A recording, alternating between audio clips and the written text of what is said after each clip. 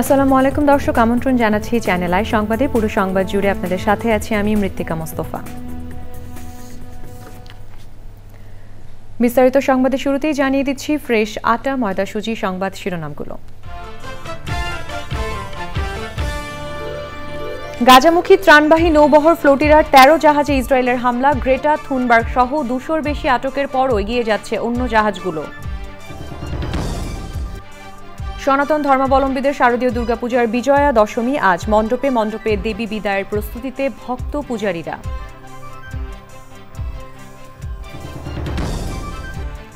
আনন্দ উচ্ছ্বাসে channel আয়ের ২৭ বছরে পদার্পণ উদযাপন, শুভেচ্ছা ভালোবাসায় লাল সবুজের চ্যানেলের আরও সফল অগ্রযাত্রা কামনা। রাজধানীর পরিবেশ প্রতিবেশ পুনরুদ্ধারে সচেতনতা ও ঐক্যবদ্ধ উদ্যোগের পাশাপাশি পরিবেশ বান্ধব প্রযুক্তি নিশ্চিতের আহ্বান, নিকেতনে সবুজায়ন কর্মসূচি। এবং নারী ওয়ানডে বিশ্বকাপে পাকিস্তানের বিপক্ষে কলম্বোয় দুপুরে বাংলাদেশের প্রথম ম্যাচ, রাতে শারজায় আফগানিস্তানের বিপক্ষে টাইগারদের টি-20 সিরিজ শুরু।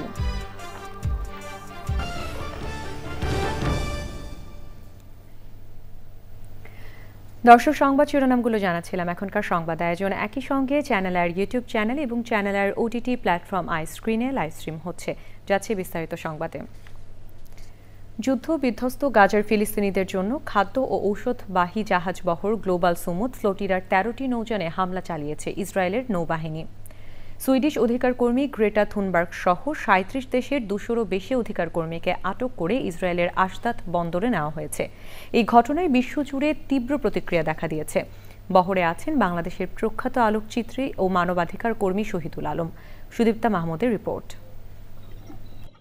বুধবার সন্ধ্যার পর থেকেই ত্রাণবাহী জাহাজগুলোতে ইসরায়েলি নৌবাহিনী বাধা দেওয়া শুরু করে। এক পর্যায়ে গ্লোবাল সুমুদ ফ্লোটিলার ১৩টি নৌযান আটকে দেয় তারা। ত্রাণবাহী জাহাজ আলমা সহ কয়েকটি জাহাজে প্রবেশ করে ইসরায়েলি বাহিনী। তবে ১৩টি নৌযান আটকে দিলেও বাকি ৩০টি গাজা উপকূলের উদ্দেশ্যে যাত্রা অব্যাহত রেখেছে। এক বিবৃতিতে গ্লোবাল সুমুদ ফ্লোটিলার পক্ষ থেকে বলা হয়েছে, ইসরায়েলের এসব অবৈধ পদক্ষেপ তাদের আটকে রাখতে পারবে না। গাজায় একটি মানবিক করিডোর খুলতে মিশন চালিয়ে যাবেন তারা। সামাজিক যোগাযোগ মাধ্যম এক্সে ইসরায়েলি পররাষ্ট্র মন্ত্রণালয় জানিয়েছে, সুমুদ নৌবহরটি কোনো মানবিক অভিযান নয়। এর যাত্রা মূলত উস্কানিমূলক। ফ্লোটিলার একটি অংশের নিয়ন্ত্রণ নিয়ে অভিযাত্রীদের ইসরায়েলের আশদাত বন্দরে নেওয়া হয়েছে। সুমুদ ফ্লোটিলা বহরে আছেন বাংলাদেশের প্রখ্যাত আলোকচিত্রী ও মানবাধিকার কর্মী শহীদুল আলম। ফেসবুক পোস্টে তিনি জানিয়েছিলেন, তার ঠিক আগের জাহাজেই আক্রমণ চালিয়েছে ইসরায়েলি বাহিনী। ত্রাণবাহী জাহাজ নিয়ে গাজার দিকে আর না এগোতে বারবার সাবধান করছে ইসরায়েলি বাহিনী। আমাদের সবচেয়ে সামনে যেই ফ্লোটিলা আলমা, তার উপরে ইসরায়েলি জলদস্যুরা হামলা শুরু করে। আজ আরেকটি পোস্টে তিনি জানান, শত বাধা সত্ত্বেও ত্রাণবাহী জাহাজগুলো গাজার দিকে এগিয়ে যাচ্ছে। আমরা সুমুদ ফ্লোটিলার শেষ অংশে, এর আগের ফ্লোটিলাগুলি ইতিমধ্যেই গাজার কাছে চলে গেছে। সামনে যেগুলি ছিল সেগুলিকে গত রাতে ইসরায়েলি হানাদাররা আক্রমণ করেছিল, কিন্তু আমরা এখনো সেই জায়গায় পৌঁছাইনি।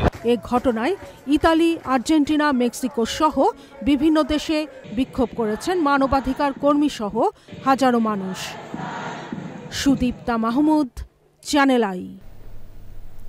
প্রধান উপদেষ্টা অধ্যাপক ডক্টর মোহাম্মদ ইউনূস ৯ দিনের যুক্তরাষ্ট্র সফর শেষে দেশে ফিরেছেন। সকাল ৯টায় প্রধান উপদেষ্টা ও তার সফরসঙ্গীদের বহনকারী এমিরেটস এয়ারলাইন্সের ফ্লাইটটি হজরত শাহজালাল আন্তর্জাতিক বিমানবন্দরে অবতরণ করে। যুক্তরাষ্ট্র সফরের সময় ২৬শে সেপ্টেম্বর ডক্টর ইউনূস জাতিসংঘ সাধারণ পরিষদের ৮০তম অধিবেশনে ভাষণ দেন। এরপর ৩০শে সেপ্টেম্বর জাতিসংঘ সদর দপ্তরে মিয়ানমারের রোহিঙ্গা, মুসলিম ও অন্যান্য সংখ্যালঘুদের পরিস্থিতি নিয়ে উচ্চ পর্যায়ের সম্মেলনের উদ্বোধনী অধিবেশনে বক্তব্য দেন। এর আগে ২৯শে সেপ্টেম্বর জাতিসংঘ মহাসচিব অ্যান্তোনিও গুতেরেসের সঙ্গে তার বৈঠক হয়। একই দিনে জাতিসংঘের শরণার্থী বিষয়ক হাই কমিশনার ফিলিপ্পো গ্রান্ডি এবং জাতিসংঘের অনুন্নত স্থলবেষ্টিত ও ক্ষুদ্র দ্বীপ রাষ্ট্র বিষয়ক উচ্চ প্রতিনিধি রাবাহ ফাতিমা ইউনূসের সঙ্গে বৈঠক করেন। সনাতন ধর্মাবলম্বীদের শারদীয়া দুর্গাপূজার বিজয়া দশমী আজ। প্রতিমা বিসর্জনের মধ্য দিয়ে সমাপ্তি ঘটবে ৫ দিনের এই উৎসবের। মণ্ডপে মণ্ডপে দেবী বিদায়ের সুর। এ নিয়ে জানতে সুলতানা হিমুর কাছে যাচ্ছি, তিনি রাজধানীর ঢাকেশ্বরী জাতীয় মন্দিরে আছেন। হিমু, বিজয়া দশমীতে দেবী বিদায়ের প্রস্তুতি কেমন দেখছেন?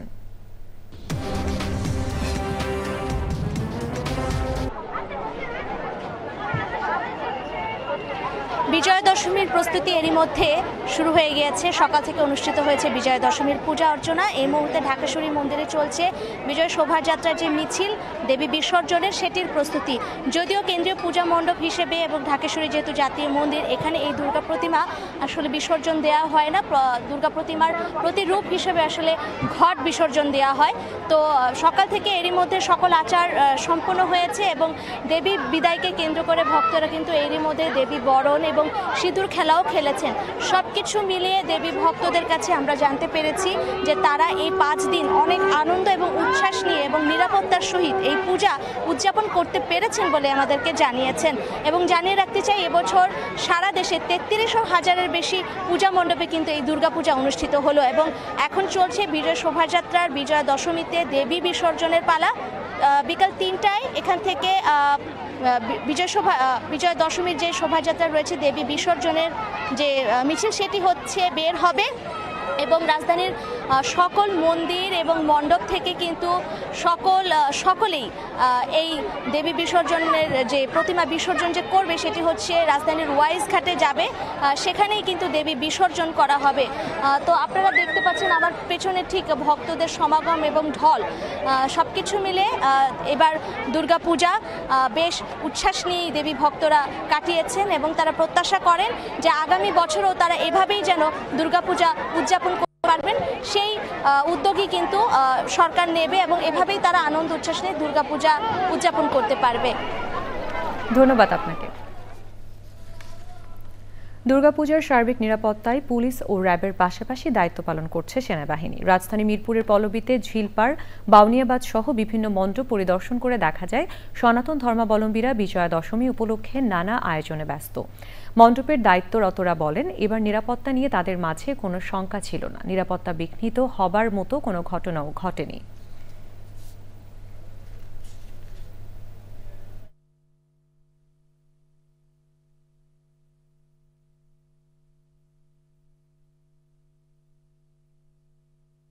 শৃঙ্খলা রক্ষাকারী প্রতিটি প্রশাসন আমাদের মাঝে সক্রিয়ভাবে উপস্থিত ছিলেন এবং উপস্থিত থেকে আমাদের প্রতিটি কার্যক্রম পূজার যে সময়গুলো তারা সুন্দরভাবে নিরীক্ষণ করেছেন। কোনো সমস্যা আছে কি না সেই বিষয়গুলো ওনারা আমাদেরকে বারবার জিজ্ঞেস করেছেন এবং কোথায় কী কোনো হবে কিনা ওরা তাৎক্ষণিক কোনো ব্যবস্থা নিয়ে আমাদেরকে সবসময় সহায়তার জন্য ওনারা প্রস্তুত ছিলেন এবং ওনাদের এই প্রশাসনের যে সহযোগিতা আমরা শারদীয় দুর্গা উৎসব কমিটি, সার্বজনীন শ্রী রাম মন্দির কমিটি আমরা খুশি এবং আনন্দিত। আনন্দ উচ্ছ্বাসে চ্যানেল আই 27 এই স্লোগানে 1 অক্টোবর প্রতিষ্ঠা বার্ষিকী উদযাপন করেছে দেশের প্রথম digital satellite television station channel I. জন্মদিন ঘিরে চ্যানেল আই প্রাঙ্গণে শুভেচ্ছা জানাচ্ছেন বিভিন্ন অঙ্গনের মানুষ। চ্যানেল আইয়ের পর্দায় সম্প্রচার করা হচ্ছে বিশেষ অনুষ্ঠানমালা। হৃদয়ে বাংলাদেশকে ধারণ করে কোটি মানুষের ভালোবাসা ধরে রাখার প্রত্যয়ের কথা জানিয়েছে চ্যানেল আই। লায়লা নওশিন জানাচ্ছেন। আনন্দ উচ্ছ্বাসে চ্যানেল আই 87 স্লোগানে চ্যানেল আই এর জন্মদিনের প্রথম প্রহরে রাত 12টা 1 মিনিটে দেশের বিশিষ্টজনদের সঙ্গে নিয়ে কেক কেটে জন্মদিন উদযাপন করেন চ্যানেল আই পরিবারের সদস্যরা। সামনে আমরা আরো ভালো কিছু উপহার দিতে পারবো। হৃদয়ে বাংলাদেশকে ধারণ করে 1999 সালের 1 অক্টোবর দেশের টেলিভিশন অঙ্গনে যে নতুন সূর্য উদয় হয়েছিল, আজ তা 26 বছরের গৌরবময় পথ অতিক্রম করে পদার্পণ করেছে 27তম বছরে। এই পথ চলায় চ্যানেল আই হয়ে উঠেছে গণমানুষের প্রিয় গণমাধ্যম। 27 পদার্পণকে ঘিরে চ্যানেল আই প্রাঙ্গণ সেজেছে লাল সবুজে। জন্মদিনের সকাল থেকেই চ্যানেল আইকে শুভেচ্ছা জানাতে আসেন বিনোদন অঙ্গনের তারকাসহ বিশিষ্টজনেরা। যেই প্ল্যাটফর্ম আমার লাইফে আমাকে সব কিছু দিয়েছে, প্রথম নাটক যেখানে গিয়েছে, প্রথম নিজেকে কমার্শিয়াল টিভি কমার্শিয়ালে যেই চ্যানেলে দেখেছি এবং তারপরে অনেকগুলো কাজ যেখানে অনার হয়েছে, তাদেরকে আসলে ধন্যবাদ দিয়ে আমি একেবারেই ছোট করতে চাই না। আমরা যারা শিল্পের সাথে জড়িত, শিল্পের সেক্টরটাতে কাজ করি, নানান শিল্পীরা যারা, আমি মনে করি চ্যানেলে আসলে তাদের একটা প্রাণের জায়গা। আজকের দিনটা বিশেষ, আজকে চ্যানেল আইয়ের জন্মদিন এই শুভক্ষণে একদমই বিশেষ করে আমার অনেক ভালোবাসার শুভেচ্ছা। এইটা আসলে সবসময় আমাদেরই জায়গা, আমাদের সকলেরই প্রতিষ্ঠান, আমাদের সকলেরই কাজের জায়গা, আমাদের সকলেরই ভালোবাসার জায়গা, এবং আমরাও এই জায়গাটাতে এসেই সবচেয়ে বেশি ভালোবাসা পাই। ২৬ বছর আগে যে প্রত্যয় নিয়ে যাত্রা, আজও সেই বিশ্বাস ধরে রেখে এগিয়ে যাওয়ার প্রত্যয় চ্যানেল আইয়ের। বাংলাদেশের মানুষের জীবন জীবিকা, গ্রামীণ অর্থনীতি, শিল্প সংস্কৃতি, মুক্তিযুদ্ধ, এই সমস্ত বিষয়গুলোকে মাথায় রেখে চ্যানেল আই শুরু হয়েছিল। ২৬ বছরে আজকে বাংলাদেশের যে কোনো প্রান্ত থেকে শুরু করে বিশ্বে ছড়িয়ে ছিটিয়ে থাকা যত বাংলা ভাষাভাষী মানুষ আছে তাদের সবার কাছেই এখন চ্যানেল আই একটা অবস্থানে গেছে, এবং সেটা মানুষ যা আকাঙ্ক্ষা করেছিল যে একটি চ্যানেলের কাছ থেকে তারা কী চায় সেটি তারা পেয়েছে। সময়ের পরিবর্তনের সাথে সাথে টেলিভিশন এবং ডিজিটাল প্ল্যাটফর্মগুলো এখন মুখোমুখি একটা সাংঘর্ষিক জায়গায় চলে আসছে। হ্যাঁ, যে মানুষ কোথায় যাবে, বস্তুনিষ্ঠতার জায়গায় কোথায় থাকবে, তো চ্যানেলে এখনও সে আদর্শিক দিকগুলোকে অক্ষুণ্ণ রেখেছে। ২৬ বছর কিভাবে কেটে গেছে সেটা আমরা বুঝতে পারিনি, কিন্তু বেশ একটা লম্বা সময় কিন্তু চলে গেছে এই ২৬ বছর, এবং ২৭-এ পড়লাম আমরা আজকে। এটা একটা বিশাল খুশির আনন্দের দিনও, কিন্তু অনেক ঘটনা ঘটেছে এর মধ্যে। চ্যানেল আইও অনেক চড়াই উতরাই পার করে এই পর্যন্ত এসছে।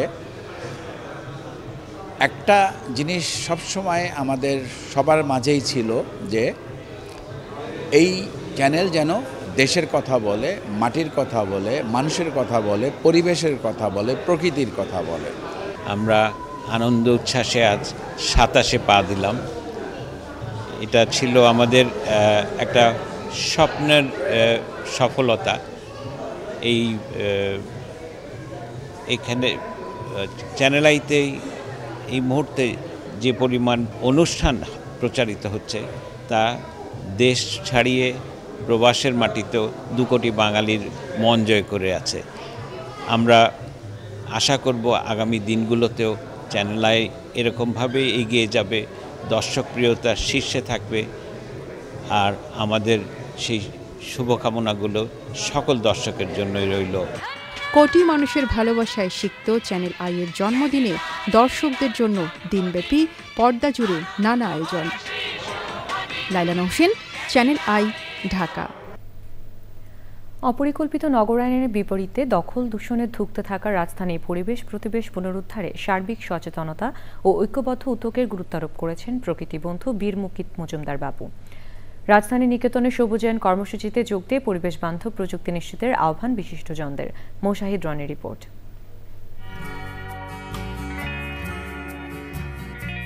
তিলোত্তমা ঢাকা। শত শত বছরের অভিযাত্রায় অবকাঠামোগত উন্নয়ন যত হয়েছে ততই পাল্লা দিয়ে কমেছে জলাভূমি ও সবুজ এলাকা। এর বিপরীতে বেড়েছে দূষণ ও তাপমাত্রা। এমন বাস্তবতায় রাজধানীর পরিবেশ প্রতিবেশ উন্নয়নে লায়ন্স ক্লাবকে সঙ্গে নিয়ে রাজধানীর নিকেতনে প্রকৃতি ও জীবন ক্লাবের বৃক্ষায়ন। নির্ধারিত আলোচনায় নিরাপদ ধরিত্রী বিনির্মাণে সম্প্রীতি ও ঐক্যের আহ্বান সুধীজনদের। উনি যেহেতু গাছ এবং প্রকৃতি নিয়ে কাজ করেন, উনি আমার একজন ফেভারিট পারসন। আর একই সাথে আমাদের এই নিকেতন সোসাইটি, ওনাদের সহযোগিতায় আমরা আজকে এই অনুষ্ঠানটা করছি। গাছের চেয়ে মানে কোনো বড় উপহার আর কিছুই হতে পারে না। কটবেল, আমলকি, জাম্বুরা, অনেক ধরনের গাছ আছে, কৃষ্ণচূড়া, তারপর নাগেশ্বরী, অনেক রকমের গাছ আমাদেরকে দিয়েছেন এবং গাছগুলি খুবই সুন্দর। আমি অনেক ধন্যবাদ জানাই যে মুকিম মজুমদার বাবু, উনি রণাঙ্গনের একজন মুক্তিযোদ্ধা ছিলেন এবং আমার এক সেন্সে আমরা সহকর্মী মুক্তিযোদ্ধা হিসেবে। যাই হোক, এই যে আজকে বৃক্ষরোপণ কর্মসূচি, এই জন্য এই ক্লাবটিকে অনেক অনেক ধন্যবাদ জানাচ্ছি। যে যতদিন আমরা বেঁচে আছি, আমরা যদি এই কাজটা চালু রাখতে পারি, পৃথিবীর মানুষের জন্য উপকার হবে, পৃথিবীর প্রাণীর জন্য উপকার হবে। সুতরাং আমরা এটা কন্টিনিউ করব। একটা গাছ লাগানো মানে কি একটা জীবন আপনি রোপণ করলেন। ওই গাছের নিচে আপনার বহু পথিক আশ্রয় নেয়, ওই গাছের ডালপালায় অনেক বড় মানে অনেক পাখি বাসা বাঁধে, নীর বাঁধে। তো এই যে কর্মকাণ্ডে আমাদের বাবু ভাইয়ের যে অবদান অবিস্মরণীয়। শুভেচ্ছা জানাচ্ছি মুক্তিযোদ্ধার ভাইকে, যিনি আমাদেরকে এই বৃক্ষরোপণ কর্মসূচিতে বিশেষভাবে সাহায্য করেছেন। আমরা যে গাছ পেয়েছি এই জন্য তাদেরকেও আমি ধন্যবাদ জানাচ্ছি। ভবিষ্যতের নিরাপদ আবাস নিশ্চিতে পরিবেশ বান্ধব জীবনাচারের পাশাপাশি রাজধানী সহ সারা দেশে ব্যাপক সবুজায়নের আহ্বান জানিয়েছেন প্রকৃতি বন্ধু বীর মুক্তিযোদ্ধা মুকিত মজুমদার বাবু। আমাদের গাছ আছে, আমাদের নদী আছে, আমাদের সমুদ্র আছে, আমাদের মানে হেন জিনিস নাই যেটা নাই। আমাদের কত ধরনের প্রাণী, 700 প্রজাতির খালি পাখি আছে আমাদের। তাহলে যে দেশে এত কিছু আছে, ছোট্ট একটি দেশ, সেই দেশে এত প্রাচুর্য, জীববৈচিত্র্য, সেইখানে আমরা জলাশয়ে ভরাট করে ফেলছি, প্রাণীগুলোকে বাসস্থান ছাড়া করছি, মেরে ফেলছি অনেক অকারণে, এবং আমরা গাছ নিধন করছি। এইখান থেকেই কিন্তু ধাক্কাটা আসলো। চিন্তা করলাম কী করে এটাকে অ্যাড্রেস করা যায়, কি করা যায় নিয়ে।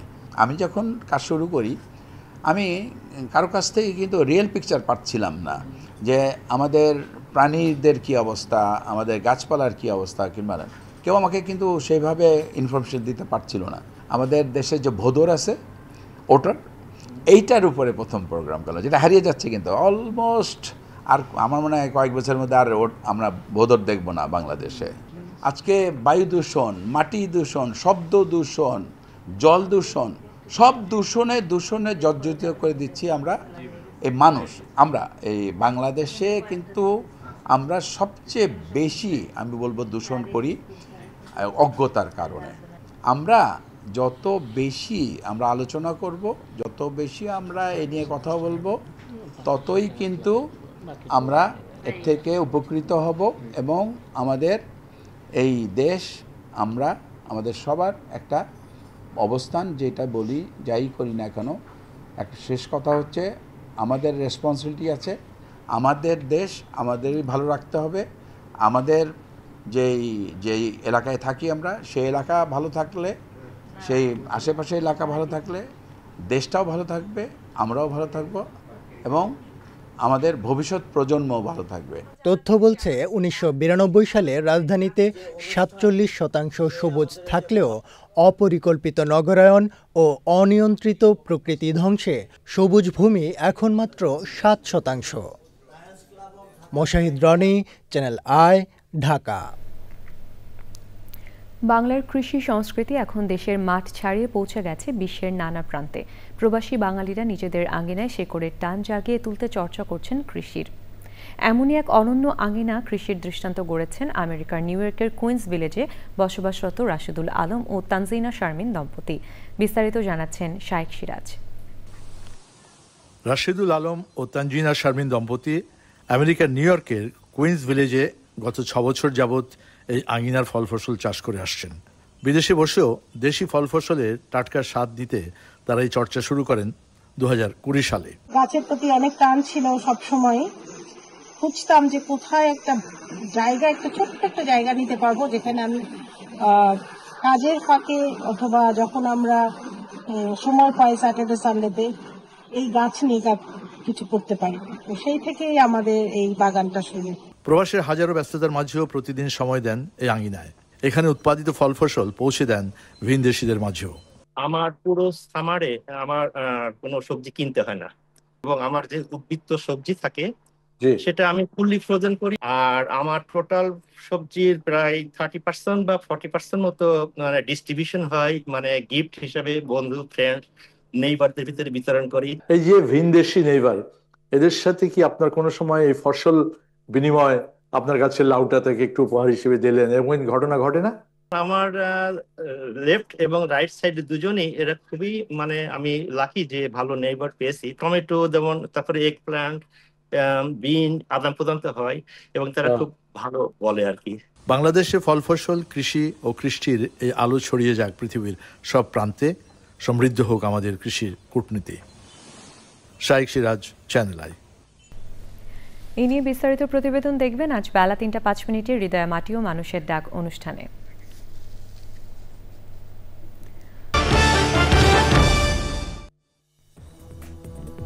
দর্শক, ফিরে এলাম বিরতির পর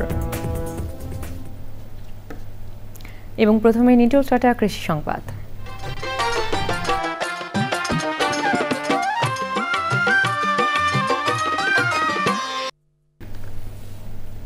ফেনীর পরিত্যক্ত পতিত জমিতে পেয়ারা চাষে অপার সম্ভাবনা দেখা দিয়েছে। জেলায় পেয়ারা চাষ করে অনেক উদ্যোক্তা সফল হয়েছেন, অনেকে এগিয়ে এসেছেন পেয়ারা চাষে। চলতি বছর ফেনীতে পেয়ারার ফলন 2000 মেট্রিক টন ছাড়িয়ে যাওয়ায় আশা কৃষি বিভাগের। এখন দেখবেন প্রকৃতি সংবাদ।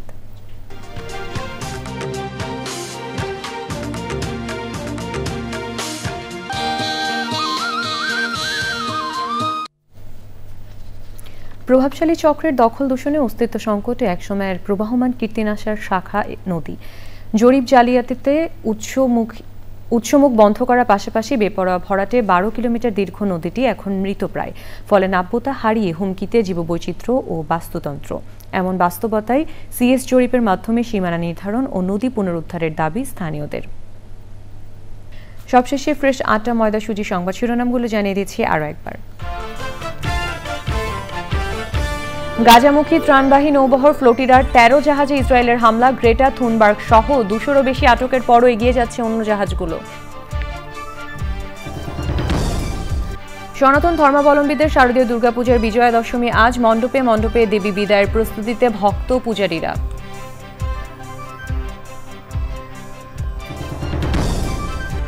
আনন্দ উচ্ছ্বাসে চ্যানেলের 27 বছরে পদার্পণ উদযাপন। শুভেচ্ছা ভালোবাসায় লাল সবুজের চ্যানেলের আরও সফল অগ্রযাত্রা কামনা।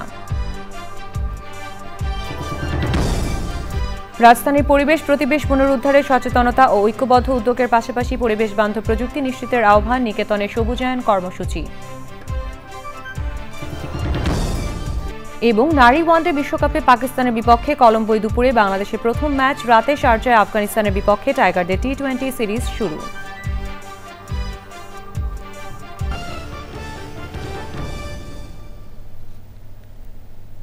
চ্যানেল আইয়ের সর্বশেষ সংবাদ জানতে ভিজিট করুন channelionline.com এবং যুক্ত থাকুন আমাদের সোশ্যাল মিডিয়া প্ল্যাটফর্মগুলোর সাথে।